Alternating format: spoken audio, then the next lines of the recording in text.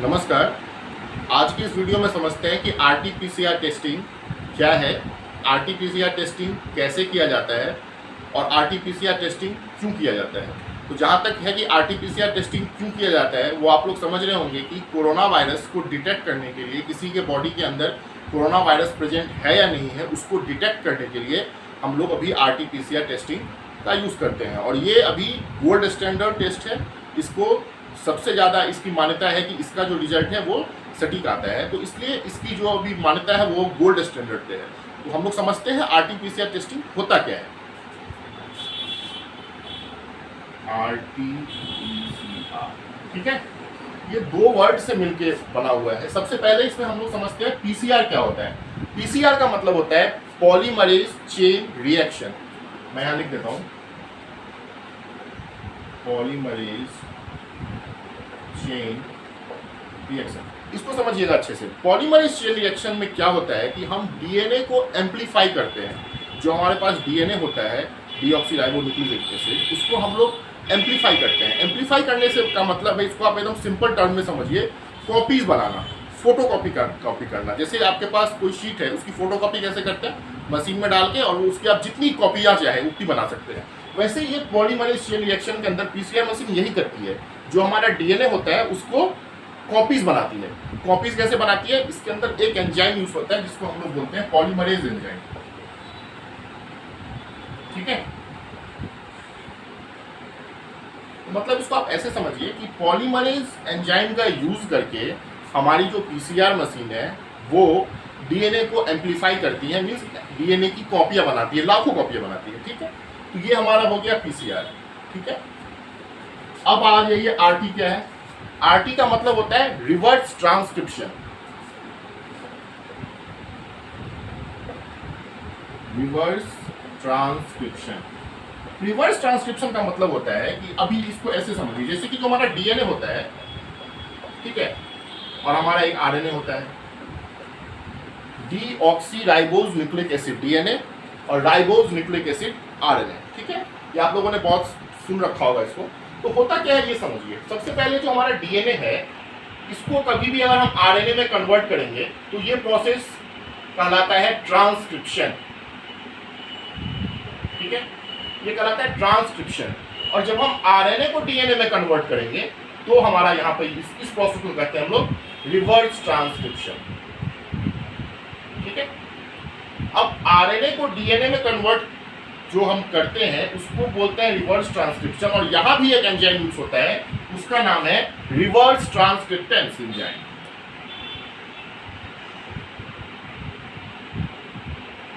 Reverse ट्रांसक्रिप्टेंस enzyme, ठीक है। तो रिवर्स ट्रांसक्रिप्टेंस एंजाइम का यूज करके हम लोग आरएनए को डीएनए में कन्वर्ट करते हैं by the process of reverse transcription. और जब हमको ये डीएनए मिल जाता है तो ये डीएनए से हम पीसीआर मशीन के द्वारा इसको हम पॉलीमरेज चेन रिएक्शन में पॉलीमरेज एंजाइम का यूज करके इसकी हम कॉपियां बनाते हैं, लाखों कॉपियां बनाते हैं। सिंपल है, यही चीज है आरटी-पीसीआर। आरटी-पीसीआर में यही होता है, ठीक है। अब इसको कोरोना वायरस के उसमें लेना है कि कोरोना वायरस में ये कैसे काम करता है, तो वो समझिए।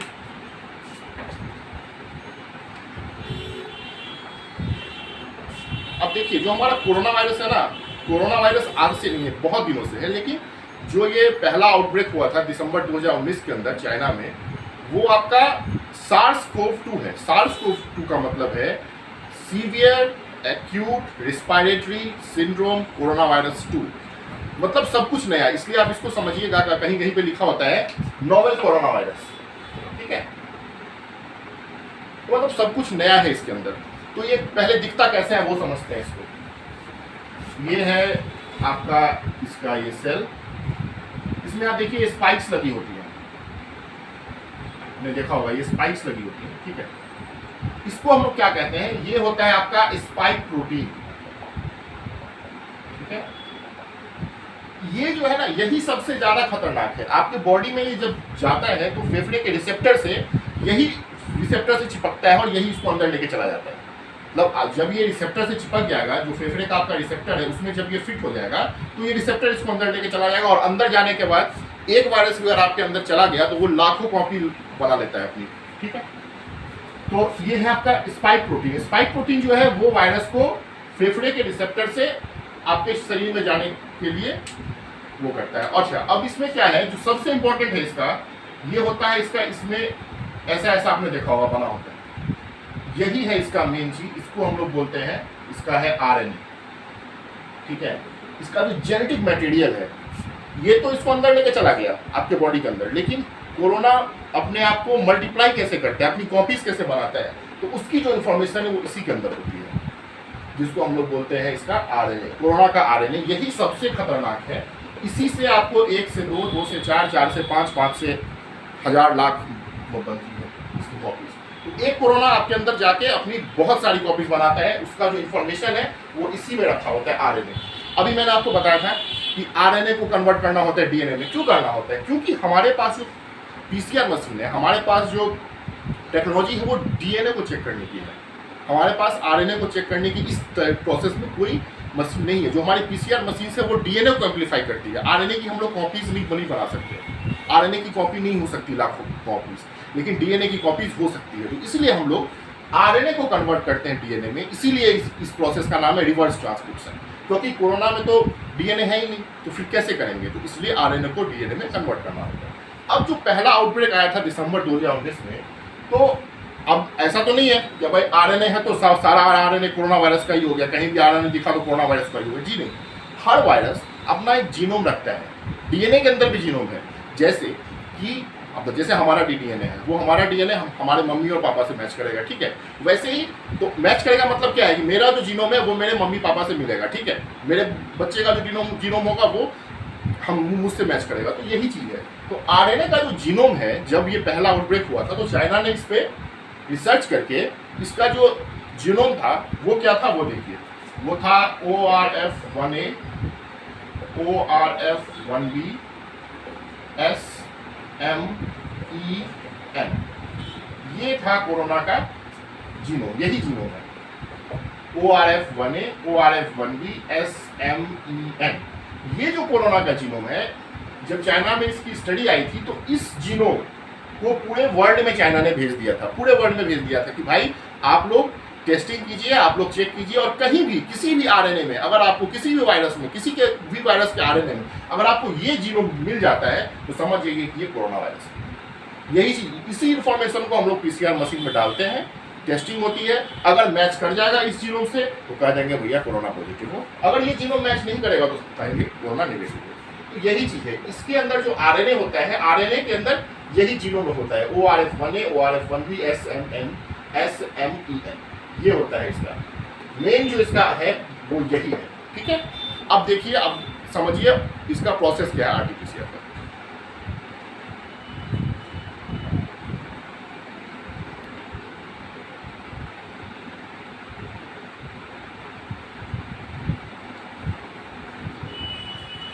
अब इसको जो प्रोसेस होता है आरटीपीसीआर में, वो तो मैंने आपको बता दिया कि सबसे पहले आरएनए को कन्वर्ट कर लेगा डीएनए में, फिर डीएनए की टेस्टिंग हो जाएगी, डीएनए को उसके अंदर डाल के और टेस्टिंग। अब देखिए, अब होता क्या है, जब हमारे पास डीएनए आ गया, आरएनए से हमारे पास जब डीएनए बन के आ जाता है तो ये एक्चुअल डीएनए नहीं होता, इसको हम लोग बोलते हैं कॉम्प्लीमेंट्री डीएनए, ठीक है। ये होता है आपका cDNA, ठीक है, cDNA इसको बोलते हैं, क्योंकि ये ओरिजिनल डीएनए नहीं होता है। अब क्या होता है, जब हमारा डीएनए का साइज, डीएनए ऐसा होता है, ठीक है, इसके अंदर 4 बना होता है, साइटोसिन, एडेनिन, ग्वानिन, थाइमिन, ठीक है, ठीक है। ऐसा ही इसमें और 4 इधर से बना होता है, 4 इधर से, फिर 4 इधर से। और जो आरएनए होता है वो ऐसा होता है, वो सिंगल हेलिक्स होता है, इसमें यहाँ भी 4 होता है, 4 यहाँ, 4 यहाँ, ठीक है। तो ये आपका ये डबल हेलिक्स होता है और ये सिंगल हेलिक्स होता है। इसमें क्या होता है कि जब कभी भी अब आपका ये बन के आ गया, आरएनए से डीएनए बन के आ गया रिवर्स ट्रांसक्रिप्शन से, ठीक है। अब ये पीसीआर में कैसे काम करेगा उसको समझिए। पीसीआर में काम करने के लिए क्या होता है, इस पे हम ऐड करवाते हैं फ्लोरोसेंट डाई, यहाँ मैं लिख देता हूँ, फ्लोरोसेंट डाई। ये फ्लोरोसेंट डाई क्या करती है, ये जो फ्लोरोसेंट डाई है ये डीएनए को ग्लो करवाती है, जब ये ग्लो करवाती है डीएनए को, डीएनए ग्लो होता है तो पीसीआर इसको चेक करता रहता है कि डीएनए ग्लो हो रही है, इसका अमाउंट जो आपका फ्लोरोसेंट डाई इस पर डाल करके हम उसको ग्लो करवा रहे हैं उसका अमाउंट को मेजर कर लेगा हमारा पीसीआर मशीन इसके अमाउंट को मेजर करके उसमें डिटेक्ट करती है कि क्या इसमें वायरस प्रेजेंट है या नहीं, जो मैंने आपको बताया था इसका जीनोम से। तो वो देखता है, अगर वो जीनोम का मिल गया उस पर तो कोरोना वायरस है, अगर वो जीनोम नहीं मिला तो कोरोना वायरस नहीं है। तो मतलब जब हमारा cDNA बन के आ जाता है तो cDNA पे हम ये केमिकल्स इसको ऐड करवाते हैं फ्लोरोसेंट डाई से, ठीक है।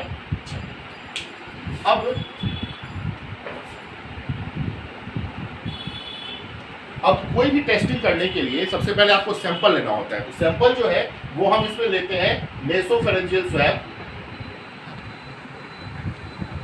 या फिर ओरोफेरेंजियल स्वैब।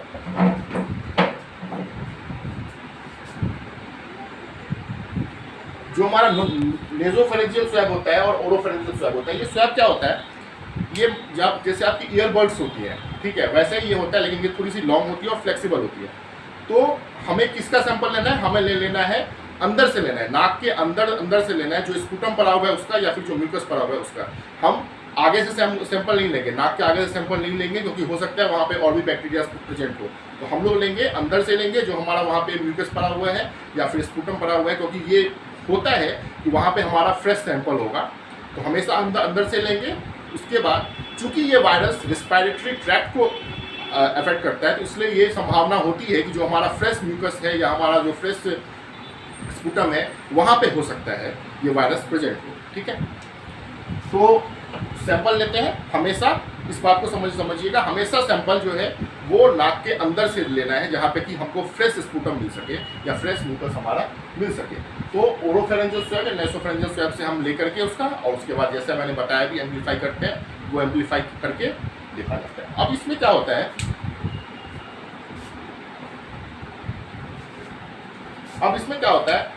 अब इसमें एक लेवल सेट कर दिया जाता है। इस ग्राफ को समझिएगा, इसमें एक लेवल सेट कर दिया जाता है। ये है हमारा फ्लोरोसेंट का लेवल, ठीक है, और ये है हमारा सीटी वैल्यू या साइकिल थ्रेशोल्ड जिसको बोलते हैं। 5, 10, 15, 20, 25, 30, 35। अब देखिए यहाँ पर एक चीज है, कॉपीज बनाना है, सही है, लेकिन इसको डिसाइड कैसे करेंगे? कॉपीज तो बनती रह जाएगी, डिसाइड कैसे करेंगे? एक तो लिमिट सेट करना होगा ना। तो रिसर्च के बाद साइंटिस्ट ने सेट किया कि 35 साइकिल्स, अगर हम 35 साइकिल्स तक चेक करते रहेंगे डीएनए को, अगर 35 साइकिल्स तक जो आरएनए से डीएनए बनता आ रहा है, अगर उसमें कोविड प्रेजेंट नहीं हुआ तो मतलब कह देंगे कि भाई ये आदमी कोविड नेगेटिव है, इसके अंदर कोरोना वायरस नहीं मिला है। तो 35 साइकिल, और ये जो सारा प्रोसेस होता है, जैसे मैंने बताया कि आरएनए डीएनए में कन्वर्ट होता है, फिर कॉम्प्लीमेंट्री डीएनए को पीसीआर स्टडी करती है फ्लोरोसेंट से और उसको उससे कोरोना के जीनोम से मैच करती है, ठीक है। उसमें क्या होता है, हमारा एक लेवल सेट होता है फ्लोरोसेंट का। ये लेवल जैसे मान लीजिए ये लेवल सेट हो गया, ठीक है। अब यहाँ से साइकिल शुरू हो गई, मान लीजिए यहाँ, जहाँ पे ये साइकिल क्रॉस कर देगा इस फ्लोरोसेंट के लेवल को, जहाँ पे आपका ये क्रॉस कर देगा जिस जगह पे, उस जगह को हम बोलेंगे इतने साइकिल पे हमको, जैसे यहाँ 25 से लेकर के 30 के बीच में क्रॉस के, मान लेते हैं सपोज 27, मतलब 27 साइकिल में इसने इस फ्लोरोसेंट के लेवल को क्रॉस कर दिया। मतलब कि इसका जो सीटी वैल्यू है, जो साइकिल थ्रेशोल्ड वैल्यू है, वो आपका हो गया 25, ठीक है। मतलब 25वें साइकिल पे इस सैंपल में कोरोना डिटेक्ट हो गया। इसमें यही होता है कि जहां से साइकिल चलनी शुरू होती है, जिस लेवल पे ये क्रॉस कर देगा, क्रॉस करने का मतलब यही हुआ कि जब कभी भी क्रॉस करेगा, जिस लेवल पे क्रॉस करेगा उसको हम बोल देंगे साइकिल थ्रेशोल्ड। मतलब इस लेवल पे यहाँ पे कोरोना मिल गया और ये आदमी कोरोना पॉजिटिव है। अगर कोरोना नहीं मिलता है तो फिर फ्लोरोसेंट का जो लेवल सेट है, मशीन इसी लेवल पे चलती चली जाएगी, इसको क्रॉस नहीं करेगी। क्रॉस तभी करेगी जब ये आपका पॉजिटिव यहाँ पे आएगा, रिपोर्ट जब पॉजिटिव होगी तभी आपका यहाँ पे ये करेगा। तो यही इसका प्रोसेस होता है कि जब हम फ्लोरोसेंट डाई एक्ट करवाते हैं, तो फ्लोरोसेंट डाई एक्ट होने के बाद वो डीएनए को ग्लो करवाती है। ग्लो करवाते करवाते जो हमारी पीसीआर मशीन होती है वो उसको डिटेक्ट कर लेती है। ग्लो होते हुए डीएनए को कि, और उसका अमाउंट मेजर करती है कि इसमें है, प्रेजेंट है जो मैंने आपको बताया उसका जीनोम, उस जीनोम से कोविड के जीनोम से मैच करती है। अगर वो जीनोम का मिल गया तो इस जहाँ पे मिलेगा उससे वहाँ पे वो क्रॉस कर जाएगा। फ्लोरोसेंट को क्रॉस करने का मतलब है रिपोर्ट पॉजिटिव आ गया, ठीक है। अब समझिए एक चीज़ बहुत होता है कि सीटी वैल्यू क्या है। सीटी वैल्यू का मतलब होता है साइकिल थ्रेशोल्ड। जैसे इसी एग्जाम्पल को लेते हैं, 27 में हमारा जो ये लेवल है इसको क्रॉस कर गया, मतलब इसका सीटी वैल्यू हो गया 27, ठीक है। अब समझिए सीटी वैल्यू से आपके स्वास्थ्य पे कोई फर्क नहीं पड़ने वाला है। एक चीज समझिए, सीटी वैल्यू जितना ज्यादा है कोरोना उतना ही कम है, ठीक है। अब मान लीजिए किसी का मिल रहा है आपको 30 पे मिल रहा है, 30 पे मिल रहा है या 31 पे मिल रहा है, तो मतलब उसके अंदर कोरोना एकदम मतलब बहुत कम है, बहुत खोजने के बाद मिला है। और किसी को मिल गया 5 पे, किसी को मिल गया 10 पे, मतलब जिसको 10 पे मिला उसके अंदर कोरोना ज़्यादा है। मतलब सीटी वैल्यू जितना कम है वो आपका उसके अंदर कोरोना उतना ज़्यादा है। इसको आप ऐसे समझ सकते हैं, जो आपका कोरोना होता है वो जो आपका सीटी वैल्यू होता है वो इनवर्सली प्रोपोर्शनल होता है कोरोना लोड के, ठीक है। CT value is always inversely proportional to corona load, ठीक है। जितना कम होगा सीटी वैल्यू, साइकिल थ्रेशोल्ड जितना कम होगा कोरोना उतना ज़्यादा होगा।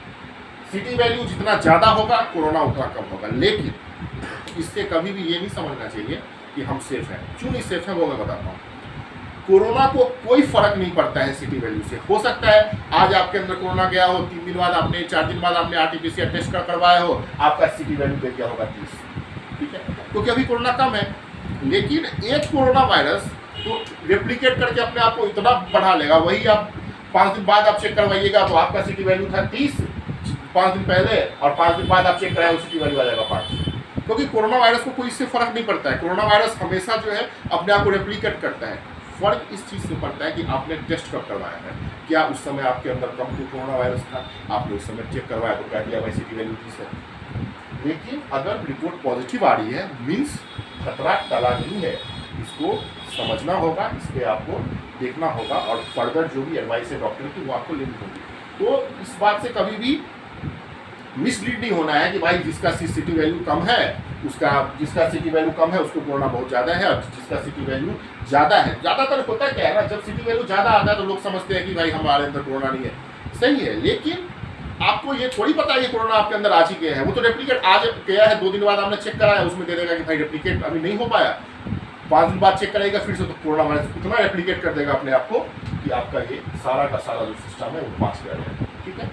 तो सीटी वैल्यू सिर्फ इतना ही समझने के लिए है कि आप कोरोना पॉजिटिव है या कोरोना नेगेटिव। हाँ, एक चीज़ में ये काम कर सकता है जहाँ तक मेरा अपना मानना है कि अगर मान लीजिए कोई आदमी चेक कराया उसका था सीटी वैल्यू 5, ठीक है, 10वें दिन चेक कराया उसका सीटी वैल्यू था 5, जब वो आदमी ठीक होने लगा फिर उसने चेक करवाया तो मान लीजिए जैसे 25वें दिन चेक करवाया उसका सीटी वैल्यू हो गया 31। मतलब ये है कि वायरस इसके अंदर कम हो रहा है, ये चीज़ तो है, वायरस इसके अंदर कम तो हो रहा है, ये बात मानेंगे। तो ये इससे ये बात का ये अंदाजा लगा सकता है कि भाई मेरे अंदर वायरस कम हो रहा है, लेकिन खतरा टला नहीं है।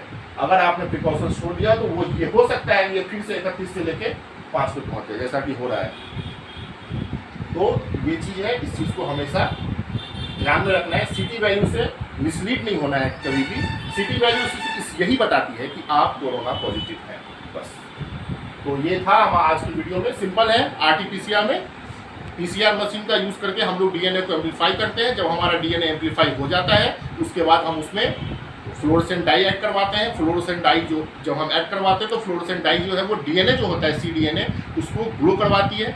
ग्लो करवाने के बाद जो हमारी पीसीआर मशीन होती है वो उस ग्लो करते हुए डीएनए को डिटेक्ट कर लेती है, और डिटेक्ट करने के बाद एक इस तरीके का ग्राफ आता है। अगर रिपोर्ट नेगेटिव है, अगर कोरोना नहीं है तो ये इसी लेवल पे चलती चली जाएगी, अगर कोरोना है तो ये इसको क्रॉस कर देगी।